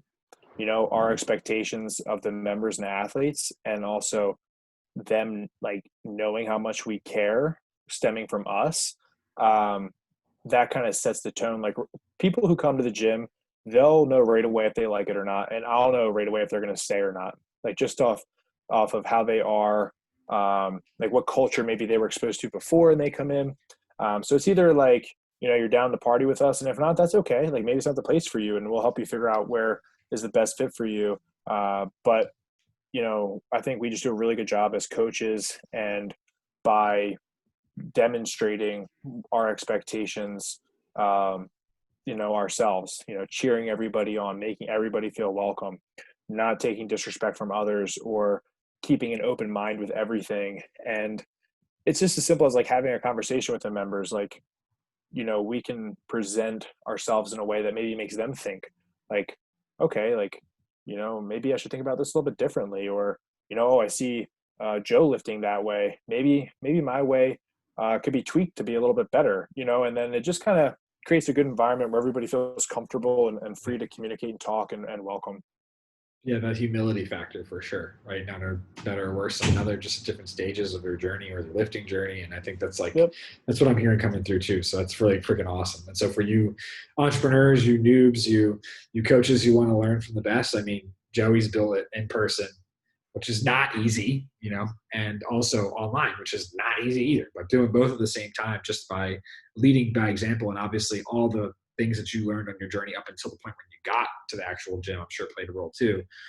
And so I'm curious, as far as those are concerned, what are like a few of the major things that you took away from all that failure leading up to when you actually got the gym and actually got things really grooved to a place where now, like you said, even during something that's crazy like COVID, which shut down a lot of gyms, you've been like, yeah, no members left. Yeah. Like that's good. And that's like 2-3 months of like, hey man, like, hey, we don't know if we're going to be open, et cetera, et cetera. So, I mean, that's a difficult strait to navigate as well. Yeah, no, for sure. I think one of the first ones right off the bat is like knowing that this too shall pass. Like going through what I went through, like I got through that and I came out on the other side. And I think also almost being completely broke, I've realized that there are people that support me, people that love me. I have a place to live. I have food to eat. Like life is still good, And if you have that, it just comes down to, like, do you have the work ethic to get back? Like it's not a money problem, right? It's a motivation problem. And I think the second thing I would say is, that you probably have an audience of a lot of entrepreneurs, and I think a lot of entrepreneurs see the life and they think that's what they want, but it's like, do you really want that? Is that truly your passion? Because throughout all these times, like I know I'm an entrepreneur. Like I'll find a way to sell anything. I'll find a way to make money with anything, if I have to. And that's something that you feel like you're born with. Like you have to know that that's what you want to do, and become very resourceful. And I think a lot of people get caught up and they think it's the life that they want, but that's not necessarily maybe, and that's okay. Like everyone has to fulfill a certain role, in life. And if you are an entrepreneur and you caved when COVID happened, I don't think you're an entrepreneur. Bottom line. Agreed. Like you had found a way to make it through it. You wouldn't be putting on social media, woe is me, I'm losing money, or my business is closing. Like you would have found a way to look at the situation, and better so, you would have been prepared for the situation. Like I started doing online stuff. I don't know, when did we start? Like 7 or 8 years ago. And people thought I was stupid. People thought I was wasting my time. People were like, YouTube, like, why are you wasting your time? You need more in-person clients. Like that's what makes the money. And I just hustled on building an online personality, building, the programs and all that, the online sales. And they didn't stop when COVID happened. And a lot of gyms that I saw shut down because they were solely driven by memberships, Right. And they lost that. So it was a wake up call for a lot of people. And I think it's funny too, because I used to listen to Gary Vee all the time. I really don't listen to him much anymore, but he would always talk about the crash of the economy and give people a heads up. And if there's one thing, man, like that dude's 90% or 99% He's probably good. pretty right on. And so if you're listening to him like 5 years ago, which was when I was probably big into Gary Vee, I think we were listening to him even when we went to the mountains or whatever. Yeah. I was just We taking enjoyed Gary. notes. Yeah, he's good.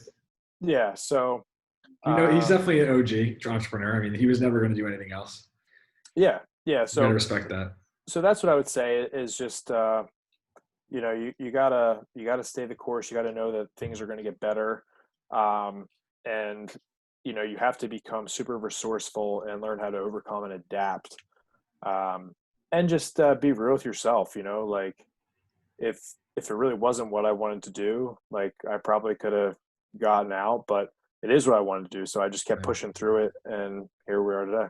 And that was my next question was, do you feel like going broke revealed the truth that this is exactly what you wanted to do and you were still happy even though things were completely fucked in so many ways? Yeah, see, I view like my life as just like a video game, man. Like I'm like the character in an RPG game, and I'm like, this is such a cool story, like It'll be good later. Yeah. Like I failed these gyms. This guy's no money. He's broke. Like he wants to kill himself. Like, and then he sees the light, and he comes out swinging hard. And so sometimes when I'm like actually probably in like a dark state of mind, like I just kind of laugh and like sit back for a second and look at it in that perspective. And I'll be like, okay, like what can the character do now? Like what does the character have? Work. Yeah, exactly. So I just, kind of revert back to that, and here we are, man. I keep saying it, but it is crazy. It is surreal. Like a lot of the stuff I never thought I'd be where I'm at. I never thought the people that I'm friends with I'd be friends with, or the opportunities that I've had I get exposed to. And at the end of the day, it just comes down to just not stopping, man, like, or not quitting. Like, I know it's so cliche, but really that's the only difference. Like when you look at the top guys in the industry, they were relentless. And they didn't give up. And if you don't give up and you keep actually putting forth effort, like things will click. Like there's no way around it. And you just have to get to that point, but nobody wants to get to that point. Everyone just wants it to happen so fast. Right. Like it takes a while. Like you don't become a pro or an expert until you've earned it. And you sit there and you ask them. And even it was funny too, is in high school, I do tell a story too. You remember Coach Rakovan, our football coach? Course. Come on, Joe. Yeah. So I had, I remember I had asked him a question, like we were walking through the hallway one day, and he had worked with the athletes at Princeton. And I think he knew like some professional players, like just from his career or something. And I said, like, what's the difference between high school and the pros? And he's like, nothing. He's like, they just make the mistakes a lot faster or something. And I was just like literally like physically faster, you know what I mean? Because they were just faster people than us. But he was just saying like they make the same mistakes, like the same thing that you get called out for on a Saturday, film day is the same thing the pros get called out for. He just said they're just bigger, they're faster, and they just put in their time. And I was like, damn, like it's like so true, and I'll never forget when he said that. So simple, right? Yeah. And you made me think, Joey, I almost wonder if like at some point being broke isn't a rite of passage of being an entrepreneur, to really see if you really want it. Like, do you really want to do this? Are you really willing to put all of it on the line? Everything? Dude, your reputation, because you know what it does? It strips you of our society's version of success. It's like, hey, you're clearly unsuccessful because your bank account is looking really, really gnarly right now. You are living in this place. You feel like everyone's like pointing at you, and you're like, but here's the kicker. Like, you got it. You got the thing that you need to do it. It just hasn't emerged yet. It's like, I wonder if that's not its own little rite of passage. I never really thought. Dude, it has to be. Like, if you listen to any dude who's made it, there is some point in their career where they're either broke or they've hit rock bottom from something that had happened, whether a decision that they made or something went wrong, because it's just a test, right? Like, we're constantly put through tests in life, and it just is like, how bad do you want it? Like, bottom line, like, do you want to make the cut? And, you look at the guys who are at the top, or you look at like special forces guys, they're no different than anybody else. They just have the mental fortitude to keep pushing past when people are falling on the sidelines. Like you just keep moving past one body after another. And those are just the people who just like gave up, like Literally, dude, having flashbacks to that first day where we trained in at the farmers walks at South, dude. yeah, dude. Everyone, Yeah. one by one, we just kept seeing them turn around. We were like, where are you guys going? Like, you said to go there, right? Yeah, I think the best part is like I feel like we got in trouble because we went all the way. Yeah, he was And like, we're come on, get back here. We're like, yeah, we're like, dude, we just did what you were told. yeah, You're damned if you do, you're damned if you don't. Yeah. So, and I think that's a great point to make. Is like, either way, you're going to get judged for being an entrepreneur and for doing things your way. If you're unsuccessful, you suck. If you're too successful, you're cocky. You know what I mean? Like, it's like, and meanwhile, you're just over here like, honestly, I'm just eating this pizza. Like, I'm just eating the damn pizza. Yeah, dude. And you know what I mean? So it's like, I don't know. I just think that that's like an interesting thing that I've seen the correlation, like you said, the tests. And then, I think you touched on something that I'm curious about, which is the whole, like, born to be entrepreneur thing versus like, maybe not. And I think in this, and again, we'll bring up Gary because he does call it like he sees it. I'll give him that. All right. Of just like calling this like fake generation of entrepreneurs who I want to be about it, think it looks cool to be about it. But when they start getting hit a bunch and adversity starts smacking them in the face, they're like, all right, we're out. Like, we're not really about this. Or, we have a part-time gig still, or it's like, I feel like it just takes this other mentality of like, I'm literally just going to do everything it takes to get to a point where I have a threshold to at least give myself a platform to jump off of to test this, but I'm not going to go back to that world. You know what I mean? And I think, for you, obviously being a dropout, like you experienced that like really early. And so it's like, you're that guy. We learned about that guy back in the day. Remember? It's like, oh yeah, there's just a couple random people you'll meet that like didn't really like do it the conventional way, And it's just crazy to think, especially from like where we came from, like our kind of high school, like everyone went to college. Like that was the thing. Yeah, I'm low-key super excited for like a 20-year high school reunion. Dude, I kind of am too. I have a feeling that we're gonna have a really good time. Like not that much has changed, but everything has changed. Yeah, for sure. It'll be super interesting, and I don't know. I hate to even sound like that guy, but it's like I know there's gonna be people who are like boasting about these big jobs they have, but in the back of my mind, I'm gonna be like, but are you actually happy? Like, oh yeah, always. And if they are, that's awesome, dude. But at the same time, if they're not, like they'll be like, well, what do you do? And I'm just like, oh, like I own my own business and we run a gym. They're kind of like, oh, oh, that doesn't sound like whatever. But I'm like, it's great. Yeah. No, there'll always be that. And I mean, for me, I mean, personally, with a lot of the work that I'm doing, that's like the main thing I'm like kind of like probing for when I work with someone. It's like, are you actually enjoying what you're doing? Because like, I think the old metric of success is like, how good are you doing on paper? The new metrics of success is, to me at least, is like, how is your energy in the moment? Like, do you feel like you can immediately do you feel like it's seamless for you to detach from that other self and just be present in the moment and be able to be abundant and enjoy your life and not stress or worry about all these other things that are happening and just know that like you're on your path and that you're happy with it and you're living a balanced life. And, one thing that I noticed this morning talking to a bunch of my clients in this challenge that I'm hosting is, dude, our generation, like a lot of people in our generation are just like such minimalists. Like they don't want any shackles to anything. Like they're like, I don't really want to own a house. I want to own something small. Like I'm trying to like get off, like get rid of a lot of my stuff, like only a couple clothes, like suitcase lifestyle, like, to an extent. But, I think it's just like, to your point, it's like that old way of doing things and that like, it's just, everything's just shifting so fast. It's just been so crazy to think that like when we were in high school, like everyone went to college and like now, like not everyone even is like debating going to college because why would you? Like my girlfriend, she never went to college. She was born in like 97. But like for her, those 4 years, Instagram came along. So she could do everything she did. Like it's crazy. Like that wasn't there 4 years earlier. Yeah. Like boom, all of a sudden you can create a whole new world from one app, from one platform. Yeah, it's real, dude. Yeah. And so that brings me to another question I have for you. And we'll go for like a little bit longer, but I know you got stuff to do, so I don't want to keep going. But as far as your YouTube's concerned, I know you built up like quite a following. What were some of the things that you added to your channel that made it a little unique and you felt helped build it? Because that's hard, right? YouTube's not easy to navigate. And I think a lot of people dive in there with like, oh, I'm going to like become like the next big thing with like those intentions. And, of course, we know how that plays out. But like, as far as some of the things you did that helped you like build a channel, like what would you say are some major keys for someone who wants to like become a little more and offer their knowledge and skills and expertise in an educational or entertaining way? Yeah, I think it kind of piggybacks to some of the similar concepts with the gym, and I think just being like authentic and having a good personality, connecting with my audience was key. The other thing is I really value my audience, so I listen to what they say. I communicate with them. I comment on pretty much every single person's comment that they put on videos. I keep them very interactive with the videos that I'm putting out, because they're who's watching and they support me. So that just is probably like a different touch where it's like you could probably reach out to a lot of YouTubers and they don't contact you, they don't talk to you.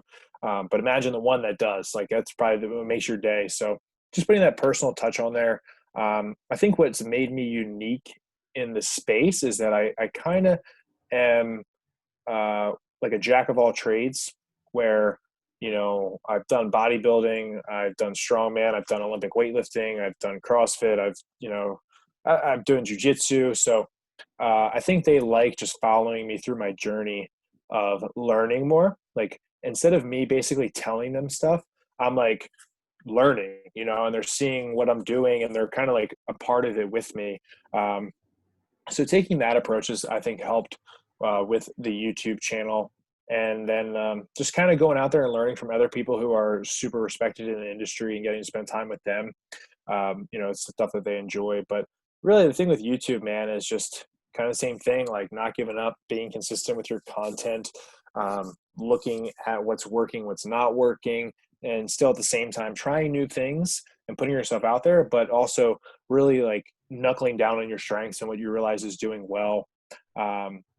So that's pretty much it. I mean, there's the whole YouTube algorithm thing, but it's kind of the point where like you just get randomly lucky now too with some stuff, and it's like you don't even know why that video took off. Like it's super tough to tell. So I just enjoy it, and that's what keeps me doing it. Like I don't really look at it as that. Like I do have some goals with YouTube, but for the majority of it, it's like I just want to use that as a platform to help people.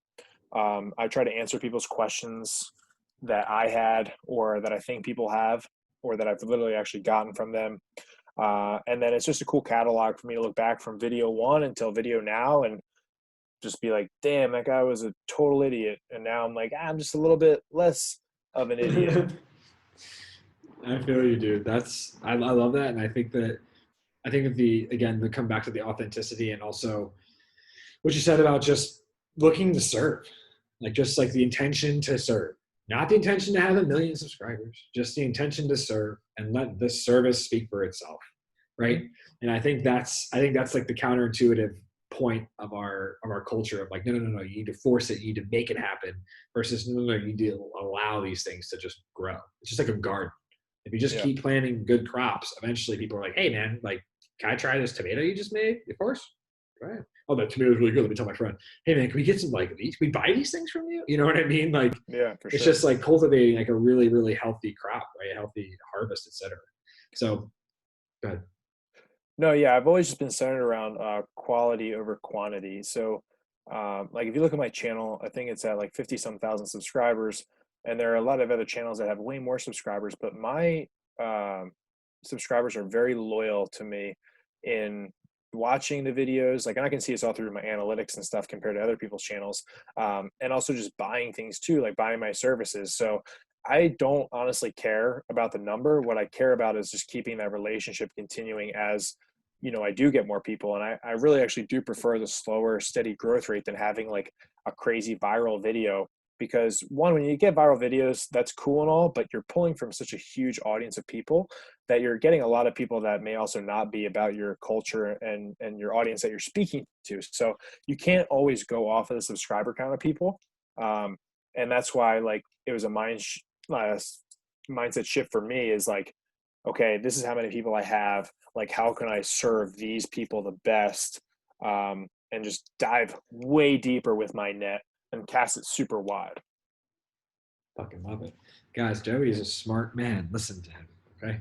he's really on to something here, right? And the best part is he's got a smile on his face. And I watched him eat a pizza, and I watched him eat donuts, and I watched him eat cross skis all in one day.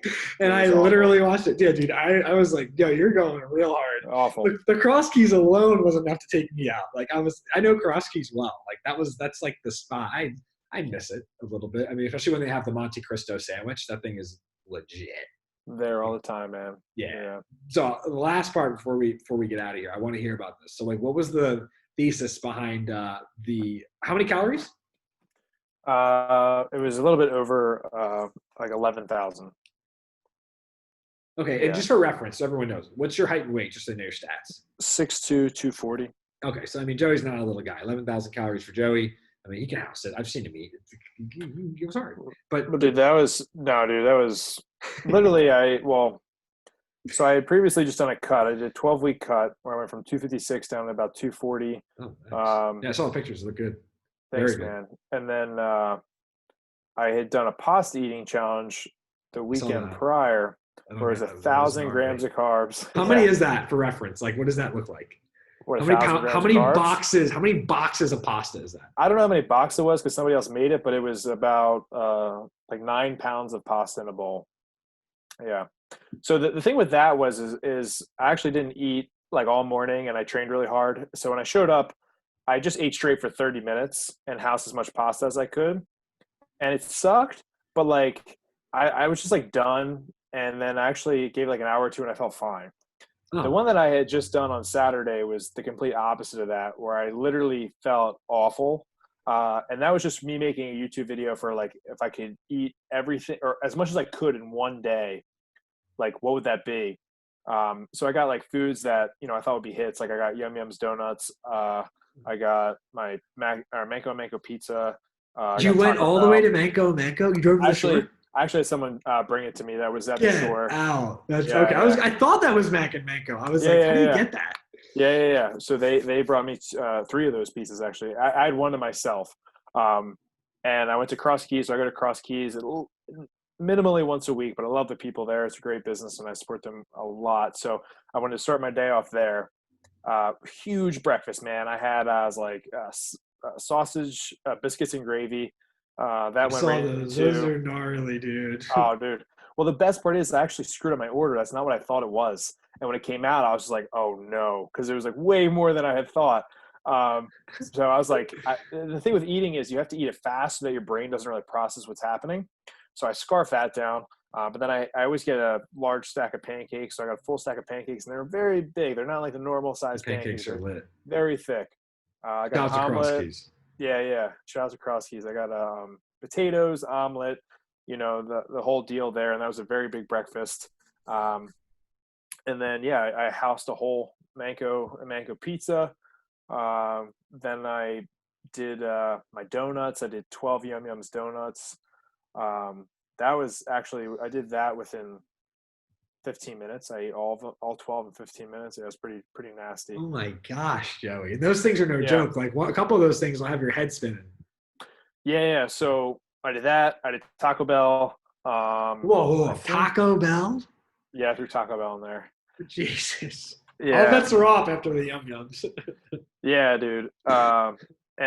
Dude, this is crazy. I was 260 pounds by the end of the night. I went from 243 to 260 by the end of the night. And it was like all the sodium and all the food and the mass of the food, right? But I've never seen 17 pounds. That's 260 nuts. on a scale ever. I'm back down now. Actually, I'm back down to like 246. Yeah. This was only a couple of days ago, so I'll get back down. But I'll say this, dude. I felt so sick for like, I'm still probably recovering. You know what I mean? 100%. Yeah, like that is not good to put in your body. Like, I don't know how people do that. Like every now and then, I have my cheat meal or whatever, but I always keep my calories, either in a deficit or maintenance based on my cheat meal or whatever. But to force feed yourself that much food, dude, it affected my mood. It affected my sleep. My face was fat. My blood pressure was up. Like, it was awful, dude. Like, the consciousness was skewed. Everything, man. Like, I went and I was at Eric Katz's house like the day after, And he was like, dude, he's like, you just don't seem right. And I was like, I'm not. Like I was like, I am not in a good place right now. Oh my God. Yeah. So I'm So assuming you won't do that again anytime soon. I don't want to, man. But the problem is I was just trying to give the YouTubers like something that they wanted to see. And you got to play that battle every now and then. But I was like, nah, man, there's better ways to do this. Right. Especially with me. I mean, I'll just speak on this. Like with the yum yums, especially. I mean, donuts are. I don't know what it is, but for me, like I'm always fasting. So the one benefit of fasting that I think is like probably the least. It's the most underrated is that you get to actually test the foods and how they affect you. So when I do my cheats and stuff, like certain places I'll go to and I'm like, damn, this food tastes good and it looks good and it's organic, but boy, it's making me feel like shit. Why the fuck is this happening? Or I go to a place where I never would expect, like there's this taco joint in Encinitas called City Tacos. And dude, I could eat like 5 tacos from there easily and I feel fine. It's just so weird. You just never know. And sometimes I'll have like epic cheat days where I'm like, wow, I eat all that food and I feel like fantastic. Nothing bothered me. But I'll go to some other places and I'll be like, yo, I literally feel so bad. And I wake up, my sleep sucks. The next day I'm off. My vibe is low. I can tell on my coaching calls I have minimal energy. So it's just it's so interesting, dude. Dude, I can't do it, man. It affected me in such a way that like I was just doing a disservice to like everybody at work around, and whatever. No. Yeah, it's Yeah, a lot. so Yeah, true. dude. Food is a whole thing. And so what I found, at least for me, that works is like I always break the fast. I mean, we'll put it this way: like somehow I'm still 206 pounds. I've been running like 30 plus miles a week and only eating a smoothie bowl and dinner for like 3+ months, and I haven't lost any weight. And I haven't lifted for the first time 2 days ago. I did 6 sets of pull-ups and 6 sets of dips and 8-minute abs, and I was like sore as shit yesterday from not lifting at all. Yeah, I bet. But like, dude, I mean, sheesh. I just remember one time after my first bodybuilding show, this is like, and it's really sad that it like affects you this way, but after like restricting yourself from so long, you just want to binge. So I went to Wegmans. I bought every kind of Pop-Tart I could buy. I bought all of them. I had probably like $50 to $70 worth of sweets just sitting at home, ready to meet a house. And dude, Joey, first of all, I gained 12 pounds in like a day or two. So similar to you. And I blew up. And I looked great because it didn't fucking matter. But like within 2 or 3 days, I had like all these ulcers in my mouth from all the sugar. And I literally put myself in a position where I just ate food for 3 days. And then I couldn't eat for 3 more days because my mouth hurt so bad because I ate so much sugar. And it's just like, damn, is this worth it? Like, no, you learn quick. It's one thing to like indulge, and that's what I was doing, and I was fine because I cut myself off, and it was like, you'd have like one meal once a week or whatever. right. But to eat like that all day and all that day. sugar and dude, crazy. everything, yeah, dude, I felt awful, like very, very awful. That's the daily for people, man. Like, I know that's just mind blowing. And then, and here's the thing. Like, I have to admit, this is interesting. I will say this. I didn't tell you this earlier. The one thing about California is there's definitely way less out of shape people. Yeah. Like significantly less. Like if you see one, you're almost like, damn, I forgot that. Yeah, that's good, man. It's good. I mean, I have to admit, like, it's just this is June gloom, Joey. And June gloom just means the sun doesn't come out till 10:30 a.m. instead of 7. That's like their bad weather, which is just nuts. Right? So like everyone's always outside running, biking, hiking, walking, blah, blah, blah. But even still, like, it's just a whole thing with the food. It's like, and besides the fact that like, hey, maybe this is affecting you physically, for me, the biggest battle is always psychologically. Like, how did I sleep that night? And how do I feel the next day? Because if I feel off on my calls or in my sessions, I know it. Like my intuition isn't there. I'm not making connections. I'm not seeing things as I know they are. I'm unable to perceive information. And it's just like, my girlfriend will tell you, I'm like, really, like I can be like, put it this way. This is a 1-bedroom apartment. And we turned our bedroom into the office because I had one of my clients stay with me last week. And I woke up in the morning and I walked out into the room where he was sleeping. And I noticed it was like 30 times more peaceful. I was like, whoa, I should be fucking sleeping out there. What the hell am I doing? Because we're so close to the road and we're on a hill. So, 3 a.m. you have that guy who has to show us he's the man. He's in the Ford Focus, and he's like cranking it up the hill. I'm like, dude, yeah. So naturally, the REM sleep is suspect because you're scared. You're in fight or flight in the middle of the night. Anyway, we figured out that like sleeping out in the living room is actually the move. So we move the bed, we turn this into a thing. Like I'm just aka what I'm saying is like I'm really like serious about the sleep because I just noticed how much more effective I am. And coming back to the food is affecting how I'm sleeping. It's like, man, it's such, it's obviously going to get bigger in the 2020s as far as people being aware of the consciousness of the gut to your mind. But yeah, when I saw you do that, I was like, Joey, power to you, brother. I'm never doing that. No, especially when I saw the 2 dozen yum yums, I was like, Joey, you're crazy, man. I was like, you ate that too, dude? Like, shock and awe, baby. And then the pizza, I was like, dude, you're out of control. Like, out of control. No, it was definitely intentional. It was by no means an enjoyable experience whatsoever. And I the people will know that when the video comes out. Because I was going to say, did the YouTubers enjoy it? I didn't put it out yet. I still have to edit it and put it out. But yeah, I'm hurting, man, in that video for sure. Well, God bless you, dude. I'm into you. And listen, to everybody else, if you enjoyed this conversation, this is a fraction of what Joey's been doing with his entrepreneurship, let alone his talents in the strongman competitions, representing USA as the USA strongest man for his weight or age? Just the heavyweight class. So heavyweight class. So weight class, which is a whole nother conversation that we can have, the next time that we have you, just talk about all that stuff and kick it and do all that stuff. But I wanted to give people sort of an insight into how you started your business and how you've grown it. Cause I think, I'm working with a lot of entrepreneurs right now, a lot of coaches especially. And I think as a coach yourself, you bring so much value to the table just by being, right? Just embodying that way of life and all the things you're doing. So I just wanted to let everyone know, hey, if you want to follow Joey, I'm going to drop all this stuff below for not only his personal stuff, but also for Lions Den and his brand and all those things. So definitely give him a follow. He's obviously someone who's going to answer your questions if you're into fitness and nutrition and training and beyond that mindset as well. Like Joey's going to give you his 2 cents on it and obviously be someone who answers all your stuff. So feel free to reach out to him and talk it up. But dude, I really appreciated having you on here, man. We had a really good conversation before and during this, and I'm looking forward to getting the opportunity to come home at some point here soon and crush some cross keys with you. Cause like I said, I do miss cross keys. It's good stuff. Yeah, dude. Cross keys is amazing and that'll be a lot of fun. But yeah, dude, thanks for having me on. I really appreciate it. Just sharing my story and hopefully there's some little tidbits that people can take away from it. Good, bad, ugly. But like you said, I talk about it all and I'm more than happy to come back on here again and talk about anything else or dive deeper in a certain subject matter. But yeah, man, thank you so much. I really appreciate it.